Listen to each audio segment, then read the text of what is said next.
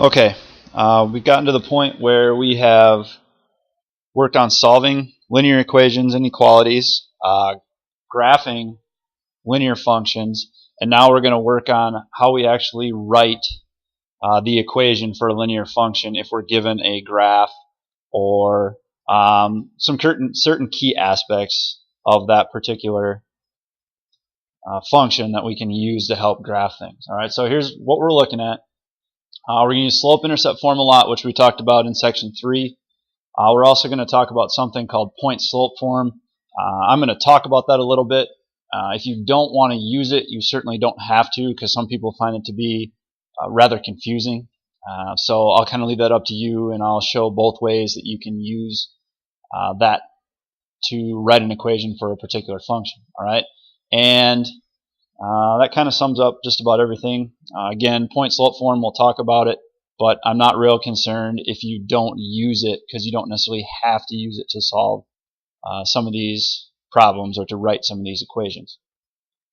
Okay, in section 3, we just talked a little bit about slope-intercept form, where the slope is the number right here in front of the x, the number back here, the b is your y-intercept, or basically where your graph is going to cross the y-axis. All right, we're going to kind of build off of that a little bit, but this time, instead of being given the equation and having to graph it, you might be given the graph and you have to write an equation based on that, or again, you're going to be given key components of what your graph is supposed to look like, and you have to use those key components to write an equation for that particular graph. All right, so we're going to start with something like this, where we actually have a graph that's there for us. In this case, we look down here at the graph that is to the right. The first thing we want to take from this is, what is my y-intercept? All right, well, my y-intercept is going to be this right here. All right, and well, we know if we're using slope-intercept form, the y-intercept is what goes in this spot. So in this case, you can see that my graph crosses the y-axis at 1. So I know that b is going to be equal to 1. All right, the only other aspect of this that I'm missing is my slope. All right, now we're going to talk a little bit more as we move forward here about how to find slope if you're given specific points. In this case, we know that slope is equal to the rise over the run. All right, well, we can kind of just count that out on the graph. I go up 1, 2, 3 spaces and back to the left 1, 2, 3, 4. So up 3, and I'm going to go back, or in a negative direction, 4. So I can write my slope as negative 3/4. Now again, negative slope just means that either the top aspect or the bottom aspect of that slope, or component of that slope, has to be negative. One of them is still positive. All right, so in this case, we said m is just going to be represented by negative 3/4. If I wanted to count out, starting here on my graph and going down 1, 2, 3, and then 1, 2, 3, 4 over in a positive direction, I could think about it as negative 3/4. So it works either way. The key is, with a negative slope, you can tell that your line is falling. We usually read graphs from left to right, and in this case, as we move across the graph, okay, to the right, my values for y are going down, so we can say that graph is falling. That is the result of having a negative slope. So when it's all said and done, we want to write the equation in slope-intercept form. I'm going to end up with y equals, my slope we said was negative 3/4, x plus my y-intercept was 1. All right, so that's how you take a graph and you go ahead and you write the equation for it. All right, similar idea here. I'm going to run through this real quick. I'm going to go ahead and take a look at my y-intercept, which in this case is 3. So I'm going to say my b is 3. Again, I'm just going to count out slope. I go up 1, 2, 3, and I go over 1, 2, 3, 4, this time in a positive direction. So I know my slope is going to be positive 3/4. At the same time, if we decided to go down from our middle point, I could go down 1, 2, 3, and to the left 1, 2, 3, 4. which would be like a -3 over a -4. Well, again, a negative divided by a negative is a positive, so that's why we arrive at a slope that is a positive 3/4. So if I'm going to write my equation in slope-intercept form, I simply fill in the 3/4 for my m, or my slope. The x stays there, and I put +3 at the end because that is my y-intercept.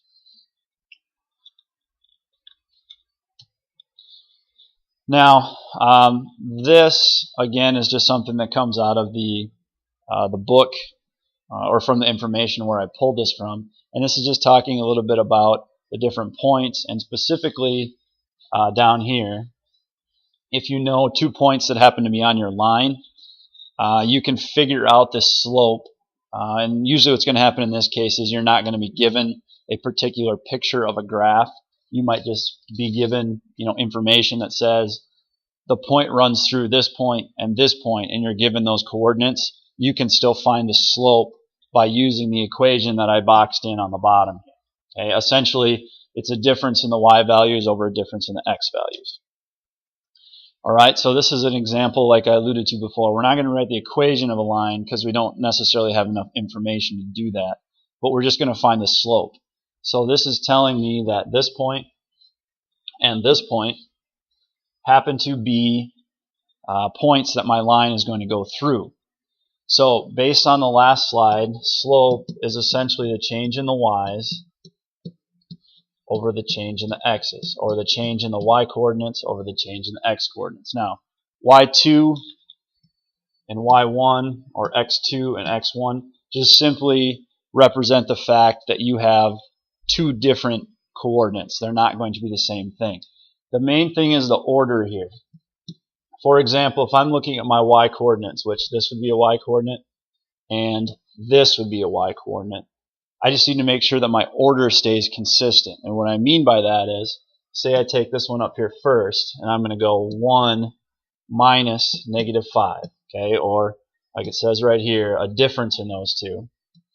I have to pull the x value from the same point first. So I took the 1 from this point up here. That means on the bottom, when I find the difference in the x's, I have to start with the -1 that comes from that particular point and follow it by using the 2 that comes from the other point, just to stay consistent.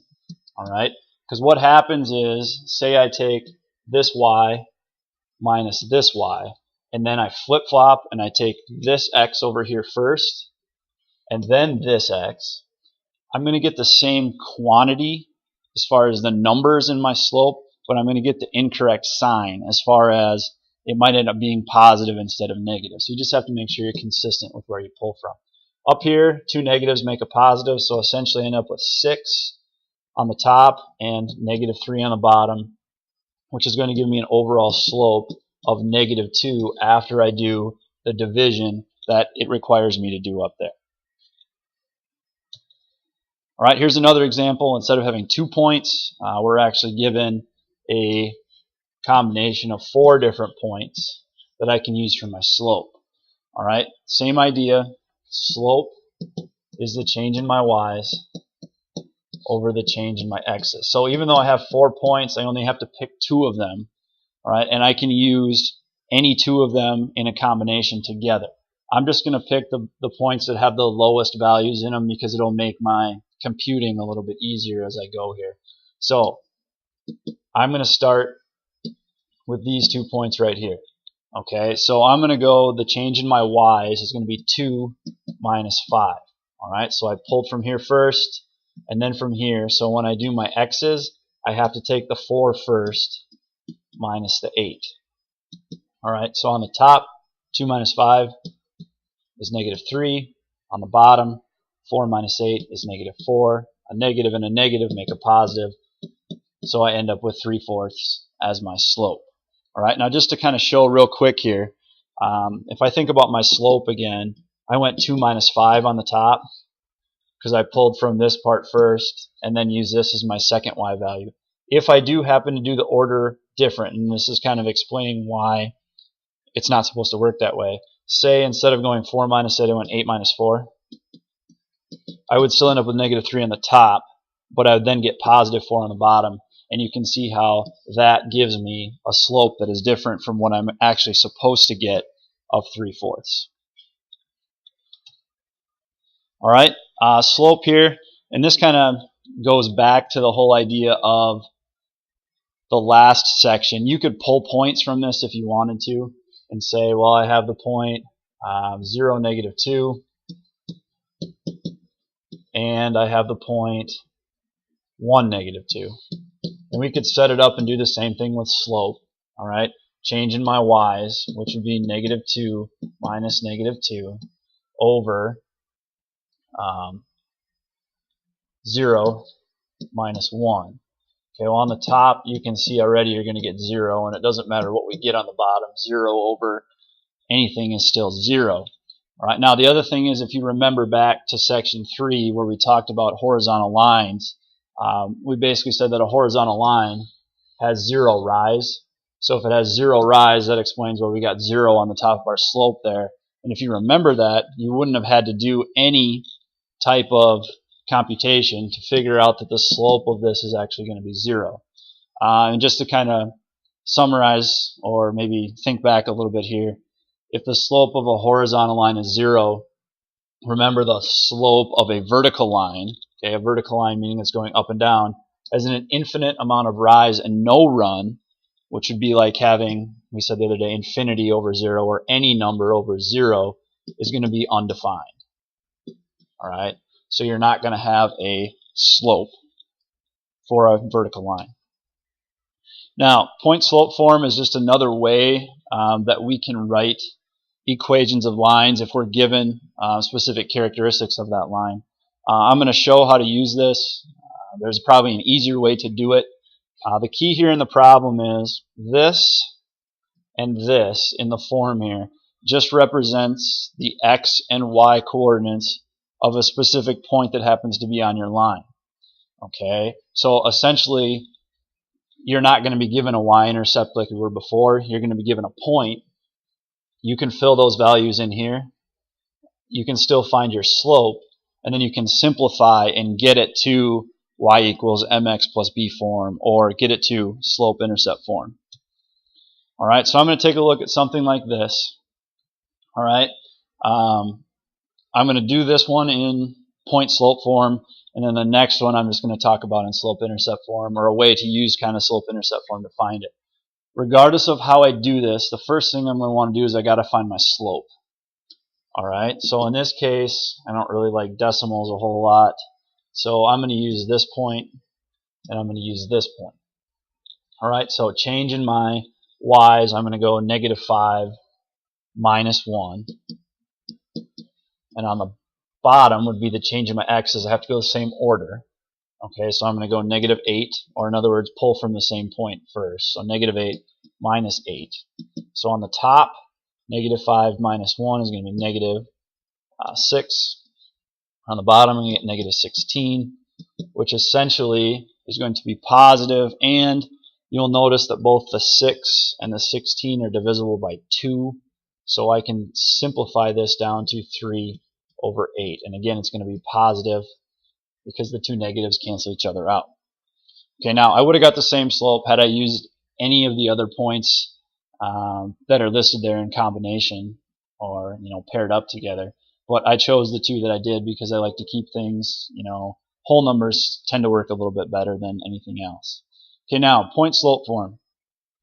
All right, essentially what I'm doing is I am filling into this form, or this equation. Okay, I'm going to take and pick a point from the top. I think I'll pick this point on the end again, 8, 1.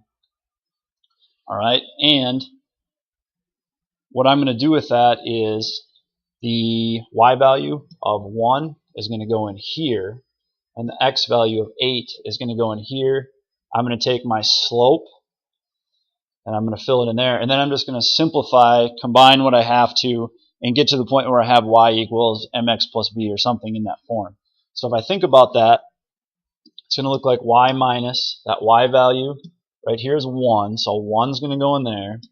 It's going to equal my slope, which is 3/8, times x minus x1 would be this value right here, my x coordinate. Alright, now that I have everything filled in, I'm not done because I want to have my answer in slope-intercept form. Alright, so what I need to do first is I'm going to distribute this 3/8. Alright, and we're just going to write what I got over here. So I still have y minus 1, but on the other side I'm going to get 3/8 x, and when I take 3/8 times essentially -8/1, the 8's are kind of going to cancel each other out because this is technically over 1. So this 8 and this 8 would cancel. So I'm going to end with -3. So the last thing that I would have to do is I have to take and add this 1 over to the other side, which would give me y equals just y equals 3/8, not negative. 3/8 x minus 2. Alright, this would be the equation of that line in slope-intercept form. Okay, so you can see how once you get everything filled in, you really get into the algebra stuff where you actually have to simplify and combine and get to the correct form, which would be y equals mx plus b. I'm not necessarily a huge fan of doing that. I think there's an easier and a shorter way to do that, which I'm going to show you right here. So again, if you're asked to write the equation of something in slope-intercept form, the first thing you always have to start with is you have to identify or find a slope. So in this case, I'm going to go 5 minus a -3. And keeping with that idea of the same order, I'm going to go 2 minus a -2.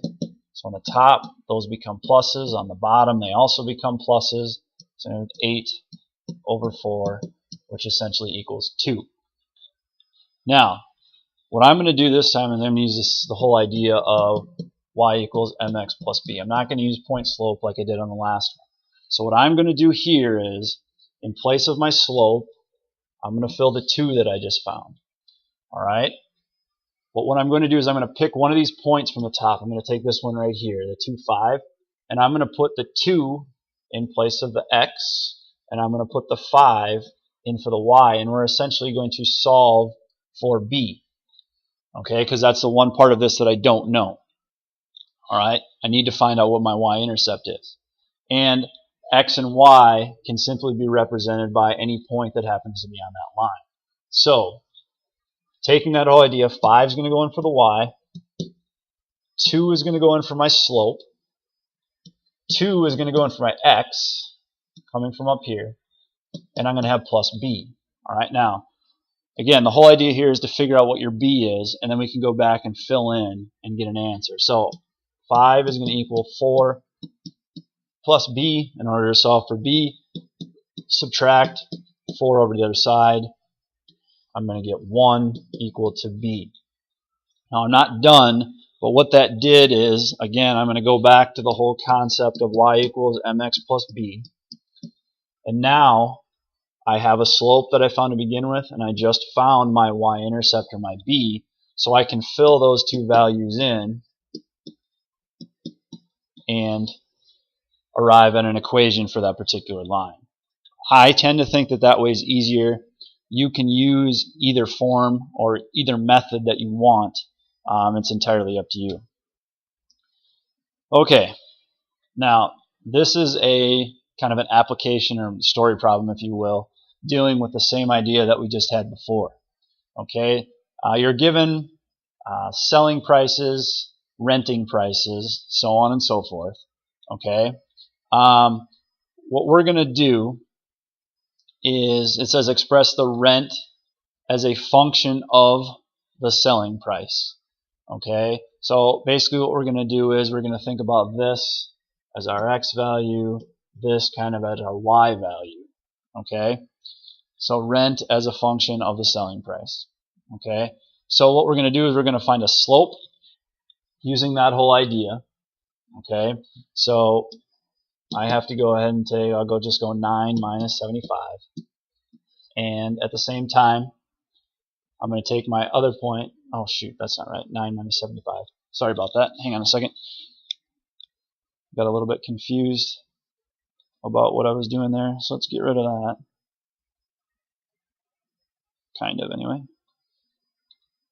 Okay, I'm getting back up here now. Okay, I need to find the difference in the y's over the difference in the x's. Okay, so if I'm thinking of rent as a function of the selling price, okay, I am going to, actually let me skip ahead here a second and make sure I have this set up price. Yeah, we want selling price, oh, I had it wrong. I want selling price to be my x, and I want rent to be my y. No, I had it right. Okay, selling price, rent. Okay, so again, slope. Sorry about that, I got a little confused there. Okay, slope is the change in the y's, so I'm going to go 9 and 12. Alright, so I'll just go 9 minus 12. And at the same time, if I go the same order, I'm going to go 75 minus 90. Now you might be a little bit worried because the numbers are a little bit bigger. It usually tends to work out okay in the end. On the top, I'm going to get negative 3. On the bottom, I'm going to get negative 15, which is going to give me positive 1/5 after I simplify all that. Okay, so I have my slope. I'm going to use the same approach that I did on the last one, where I'm going to think about y equals mx plus b. Alright, I just found my slope, which is right here. I'm going to take this first point, alright, and I'm going to go ahead and try to figure out what my y-intercept is. So in place of the y, I'm going to put my 9. It's going to be 1/5 times 75, which would be the x value that comes right here, plus b. Okay, so if I take 1/5 times 75, essentially I'm taking 75 and I am dividing it by 5, or times 1/5, same idea, I would get 15. So 9 equals 15 plus b. To solve for b, subtract the 15, and I will end up with, I have to scoot over here a little bit because I'm running out of room. Okay, negative 6 equals b. So what that does, sorry about that. What that does is allow me to go back to my y equals mx plus b form, and now I have a slope and a y-intercept, so I can say 1/5 x minus 6 represents my function. Okay, so that would be what this question is asking for. Function as a rent as a function of the selling price. Okay, we're probably going to need to use that for the next slide here, but we're just going to think about that a little bit. Now obviously this isn't necessarily going to be drawn to scale. All right, and let me write this up here again. Y equals 1/5 x minus 6. Okay, probably not drawn to scale because we're going to have to go by bigger units on the bottom, but if you were to graph this, I know it says graph it, the graph is already there for you. So we're not going to worry too much about that, and we could do that using slope and all that business. But what I'm looking at here is it says how much is the rent for a property with a selling price of $230. Well, essentially, if y is supposed to be my rent, if I take 1/5 times 230 and subtract 6, I can figure out what the corresponding rent price is going to be. So 230 times 1/5 minus 6 is going to be 40. Okay, so essentially y is going to equal 40 if I evaluate all this out. So the rent price for something that would be $230 is going to be around $40. Alright, so if we move forward here a little bit, we need to talk about one more thing, and that's parallel and perpendicular lines. Basically,